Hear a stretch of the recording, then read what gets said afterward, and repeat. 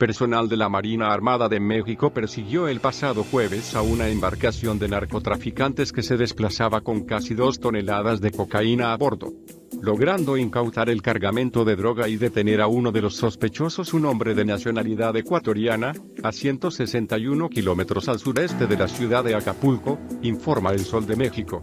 En una grabación publicada en la red se aprecia que los malhechores logran alcanzar la costa y continúan su huida a pie. Se detalla que en el espectacular operativo participaron para la intercepción 4 unidades de superficie, buques y embarcaciones, 3 aeronaves y personal de infantería de marina. Más información en el blog delnaro.com.